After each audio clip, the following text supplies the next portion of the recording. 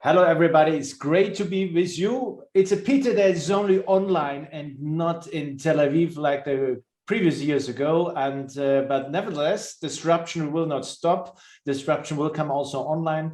And I have today a panel with two great entrepreneurs. And Res, I think we met a couple of years ago, and our dots always connecting over the years. And we just, Res was so kind to remind me a little bit. We have 18 seconds left. What we develop, and this is what it's about. It's about startups. It's about disrupting, and this is the choice of everybody: be disrupted or be part of the people which are leading the disruption.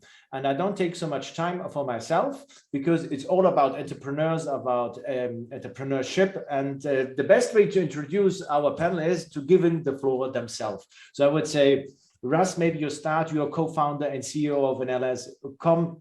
What you're doing, what brought you there, and what is the purpose and where you will disrupt. Okay, thank you, Frank. It's always good to meet again somewhere over the globe. This time virtually. Hopefully next time we can shake hands. NSL exists for 6 years. We're an Israeli startup. Our main innovation is developing expandable antennas for satellites. Basically, a communication satellite is a communication dish in space. If you want more communication, you need a larger dish.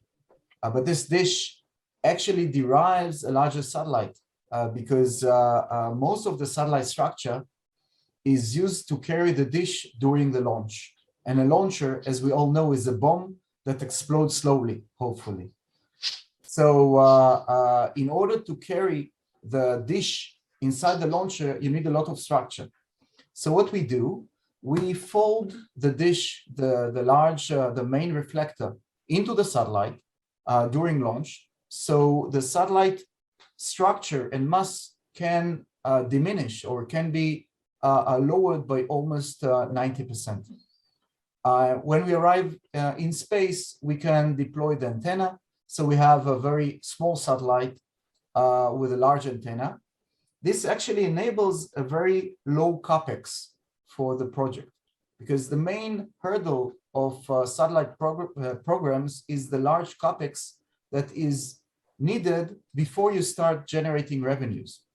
So by enabling a very small satellite carry a large antenna, you basically enable a very low Capex, thus low cost per megabit per second or low cost per communication. So by doing that, we enable us to be competitive against fiber and microwave terrestrial communication. So the natural place for us started at building these antennas. We've launched one to space more than 2 years ago. Many lessons learned from this mission. We have another mission going up in 2.5 months. And then another mission in a year. And our natural place would be at the service level, where we intend to build a large constellation. And then another mission. Yeah, this is a problem, I think, of telecommunication, and your dishes will solve it, Rasa. Would be at the service level. Why am I hearing myself? We intend to build a large constellation. Russ, just continue. Don't worry. This is the competition which tries to make your business really harder. And we also say that whenever we have a communication problem, that we still do not have enough communication satellite in space, and this will solve it. So here we go. Anyway, the purpose is to build a constellation. And there is a huge announcement that we intend to make in a couple of weeks around that. What I can say now that we have been able to form a valuable partnership with global players in order to make this happen. So we are on the verge of announcing our new endeavor. Perfect, Russ. Thank you so much. And Jonathan, from low Earth orbit telecommunication to the next frontier, the moon and exploration, I think that's your topic. Good to have you here. Yes, thank you very much, Frank. Happy to be here. Thank you for having me on this panel. So Helios, an Israeli company, was founded in 2018, and we are developing technologies to produce oxygen from the lunar regolith, right, the lunar soil. Why to do such a thing? Because humanity is going back to the moon in the coming year.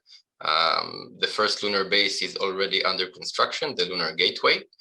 And surprisingly, the vast majority of the mass associated with these large-scale missions is actually going to be oxygen, okay? And not for breathing, as most might think, but to burn propellant, as in some cases, it even can reach to up to 70% of the total mass of the system. So this is what we're doing. We're approaching the lunar soil, as I said, because it is made of more than 40% oxygen by mass, and we're developing reactors that can extract that oxygen from that lunar soil. Derived from this technology, we also came up with a new approach to produce iron and steel here on Earth, not even for the space industry necessarily, in a manner that reduces carbon emissions quite drastically, and also energy consumption in the process. This is roughly what we're doing. We have 3 lunar missions that we are on board with in the coming 3 years to demonstrate our technology in small scale. And that's it in a nutshell. Perfect. Thank you so much. We have some interesting questions which we brought together also in the preparation. So try to be short with the answers so that we give the best service to the audience. And one of the discussion was the space industry is dominated by the giants, Lockheed, Boeing, Airbus, name them all. AI, so I'm not sure if that is it's fair, but is there a chance to win against the giants, to fight against the giant? We all know David and Goliath, but is there other way to do? And maybe I start with Jonathan right away, and then we go to Russ. Yes, so I would say that there is one main advantage to small companies, specifically to startups, and that is our pace of progress, our speed, our agility. And that's a huge advantage in comparison to the bigger companies, to the bigger players. And in addition, obviously, we are very focused on a very specific niche, very specific technology, and it also allows us to be highly expert in these very specific domains that we are working on. Yeah. So be quick. Yeah. So one wise person told me that the difference between us and the Boeings is that assume or imagine you're playing chess with a chess master. Boeing is a chess master. They have all these experts at any field almost. But the advantage is that when they make one move, you can make 5 because you move faster. So this evens the field. That levels the field. And second, I would say that if you look today at the SpaceX and AWS and Amazon and their initiatives, and you would probably say, isn't there enough satellites being launched in the coming years? Is there a chance for a small communication satellite or small constellations? I would say that if you would ask this question 2 years ago, you would talk about OneWeb. And today OneWeb is trying to revive itself. Hopefully they will succeed.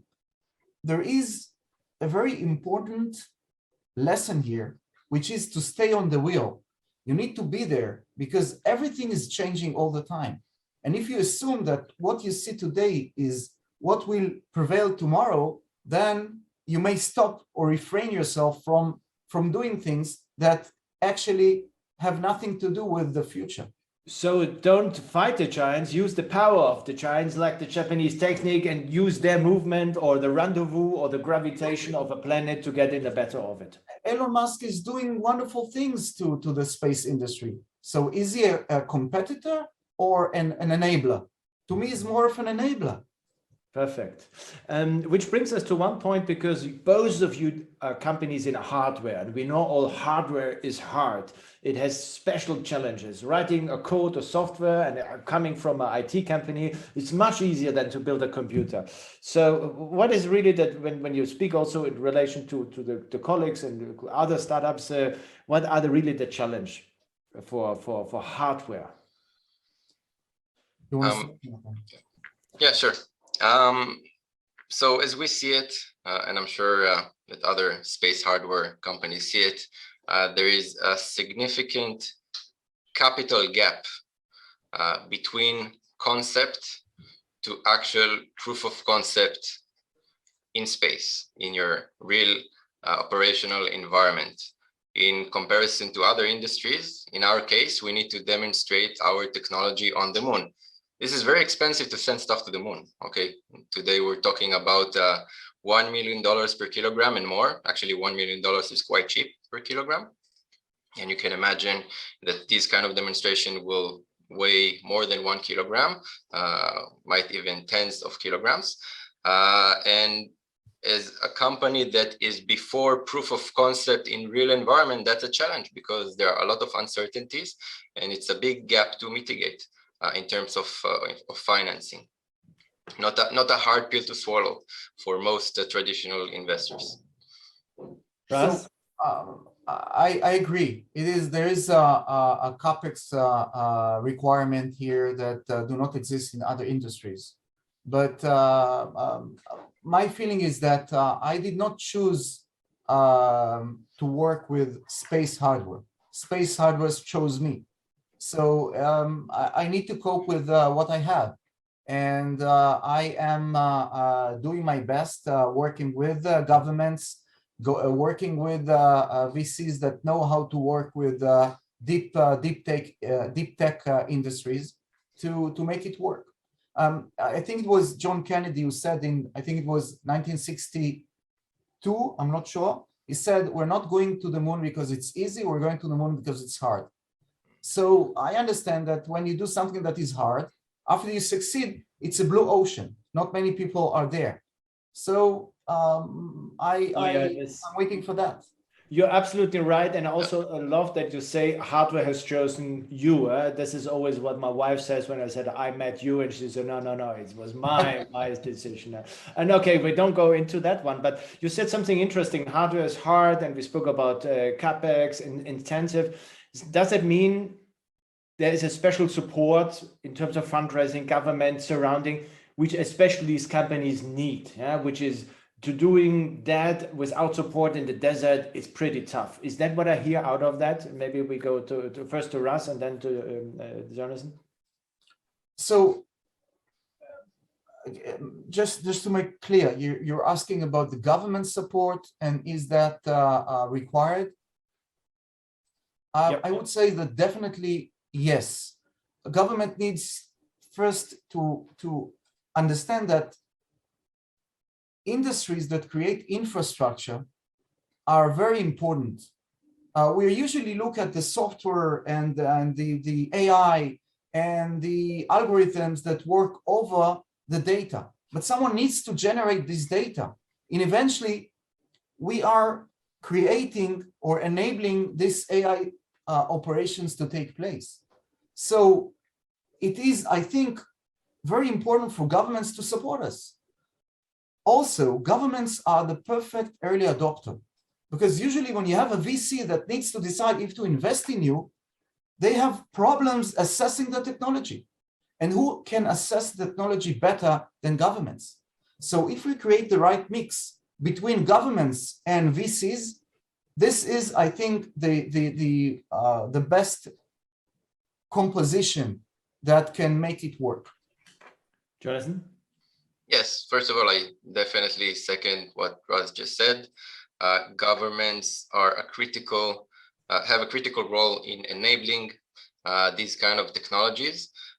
First of all, in terms of Capex, and second, as mentioned, in technical due diligence, because we as well, in our journey to raise funds along the way, we have noticed that it is not trivial, even for highly sophisticated deep tech VCs, to know how to evaluate these kind of technologies. It's very rare to have experts in these kind of fields, and not trivial whatsoever.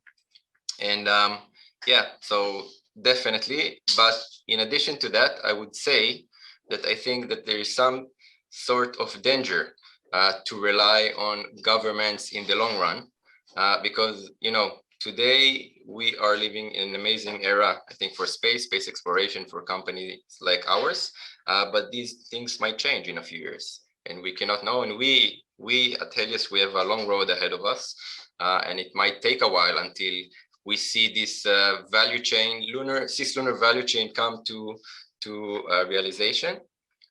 Therefore, we must be able to create a sustainable business as fast as possible in the shorter term, in order to be able to sustain this ourselves.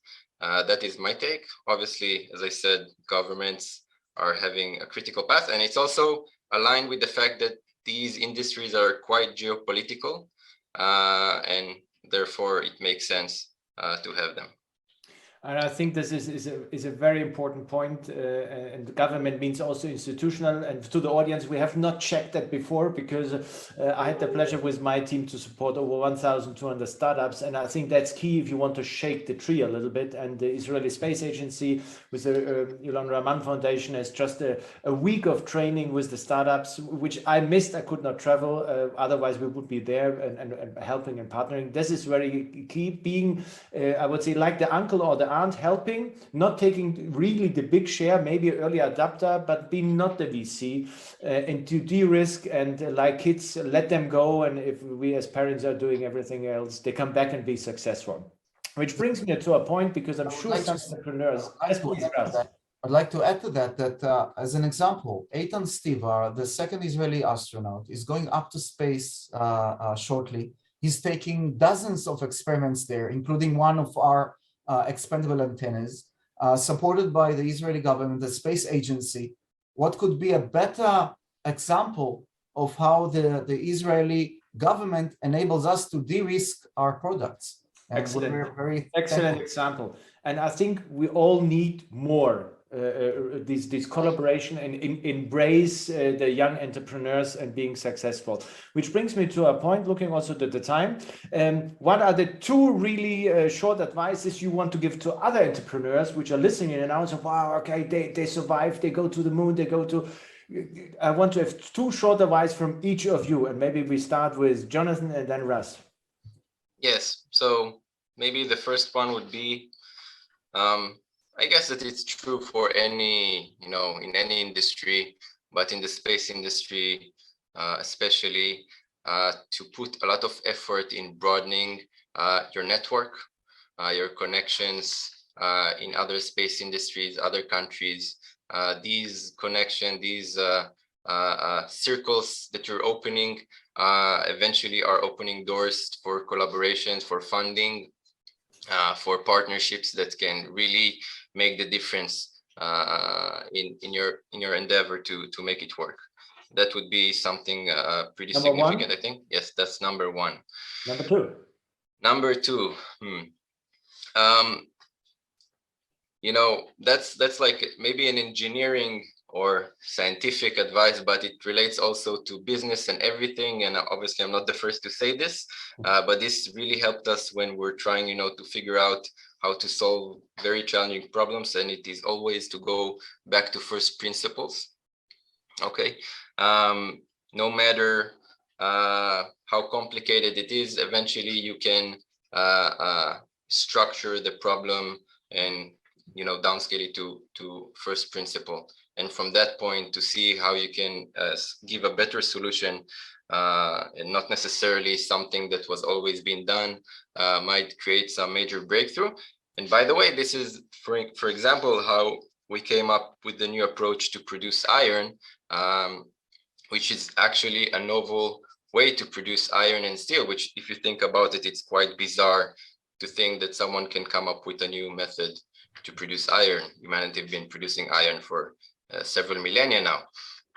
But when you're breaking this down to first principle, this is what happens. Very good. Raz? So my first advice is don't listen to anything anyone says.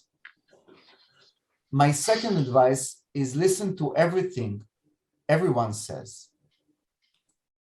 So the first advice is when you start, people will tell you and try to convince you that what you're talking about is not true, is nonsense, has been tried before, has not been tried before, has no physical value. Listen to yourself. As I said, I did not choose satellites. I feel like satellites chose me. So find yourself, find your inner core. And then you need to listen to what everyone says because you're not the best at everything. You need to understand what you're good at, what you're less good at. And then you need to bring a team of people that have the ability to tell you where you're wrong and they're better than you at what they do. If you're able to have these two advices combined, I think this is the way to success. Excellent, excellent. You are the philosopher in our round. We find it yesterday already. So looking to time, because I have 2 questions which I want to do and 2 answers. Okay, other way around. Genie is coming out of the bottle, you know, and say, Raz, Jonathan, 2 wishes, but not more than 1 sentence. So Raz, you first. What is the wish list to Genie? People and customers. Very good. Jonathan. You can do the same, because Genie takes your wishes on board as well. Yeah. No, one wish is something that we are responsible for, and the other is for like the rest of the value chain. Okay, so for the part that we're responsible for, I wish that we'll make our next major milestone with the steel industry mini pilot we are working on now in time, that we will make it in time. And the other wish that is not related directly to us is that the rest of the value chain, the other links that complement our technology on the moon will be on par with their roadmaps and will make it in time as well. Good. We spoke a little bit about fundraising, money, chicken and egg of the business model yesterday. And one word was this about financial engineering, because why people with a lot of money and no technology have a better start than great technologies like other companies. So do we need more financial engineering in the business, in space, and in the startups? So Raz first and then Jonathan. By financial engineering, I understand the term financial engineering as everything I have no understanding in. So if I bring someone who is able to take the idea and show me new angles, how this idea can be exploited in various markets, I don't know, create NFTs of our satellites, blockchain in space, quantum computing, bring the financial markets to us and use us as an investment tool, I'm totally open to that. Because, well, basically, I don't care. I want my business to succeed. If there is an era where everyone is doing SPACs, and SPACs are being used to enable companies to get this gap, as Jonathan said, the financial gap closed, why not? Let's use it. So if that's financial engineering, bring it on. Very good. Jonathan? Yes, so definitely agreeing with Raz. There's a lot of Capex required in this journey. For us, you know, now we're sending small stuff to the moon, very expensive. In the future, we're going to send very big stuff to the moon, going to be very, very expensive, very, very expensive. And most likely there's nowhere around it. We must be able to source capital beyond the traditional means to do so. Whether it's, via different terrestrial applications, vehicles, untraditional vehicles, like as Raz said, cryptocurrency, public offerings, and other sponsoring programs and creative ways. Yes, definitely, this is something that we are working on as well on our team. And exploring as part of this financial roadmap. It's a major challenge. Good. Yeah. I take this as a proposal to the organizer of the Congress. Next year, there should be maybe a special session for tech and financial engineering. And they put it together like a dating application dating session or whatever, and come up with something crazy before and after. We have 4 minutes left, therefore we have to be quick. One quick question from the audience, from Omir Amon, which I take only one, otherwise we don't have the time, which goes to Jonathan. Are you done any strategic partnerships? Very short question, because I have 2 small questions for you when we close. Jonathan. Yeah, if I need or we already did. Have. Yes. Our lunar missions are as part of strategic partnerships with the companies who are launching our payload to the moon. So yes. Excellent, good. Then we start with my closing round for the inspiration also. Russ, when NSLComm is listed to the Nasdaq with a valuation of 20 billion US, what was the key enabler to go there? Customers. We Very exist good. for customers. And Jonathan, you're the leading supplier of oxygen and hydrogen. Which airlines and deal has made that happen? Which deals? SpaceX, Rocket Lab, maybe. Yeah, that would probably be the main. NASA. Okay. JAXA, yeah. Raz, to you. Satellite telecommunication will enable new businesses in future, such as? Well, communication is everything. Humanity has always evolved around communication. So we're only limited by our imagination. So we will be more connected, more virtualized, more metaverse. Everything needs more communication. So we'll be more alive, but more virtual. I totally agree. I'm a big fan. I think the telecommunication part is the biggest one, and we're just at the start of that. Jonathan, Helios will take over Air Liquide because of? It will take over what? Air Liquide. Air Liquide? You can choose Air Liquide or Rio Tinto, but at the moment. We take over. Okay. Yes, because space resource is going to be a giant industry. As was discovering America, and yes, and liquid oxygen is going to be the most sought after consumable in that industry. Yeah, this is amazing. We have 60 minutes left. Thank you for that. You have one final statement, one sentence each of you for the audience and the investors. We have the company which was taking over Rio Tinto and Air Liquide and 20 billion evaluation. So this is the companies who invest. Everybody, 10 seconds each, what the audience should go home with from your side. Who starts? You. Great. This is the time to enter space entrepreneurship. Never in the history of man was it a better time in terms of financing, business plan, aspirations, and role models in the industry. Perfect. Jonathan. We are facing a new era that humanity is going back to the moon and onward to Mars. We are looking for partners. Financial partners, technological partners, companies that can complement us in this value chain, to join us in this formed coalition to make it real. Thank you so much. My name is Frank Salzgeber. I give back to our main moderator. Thank you for having us. It was a pleasure. And next time we do it live and we continue to rock the audience. Thank you very much. Okay, thank you.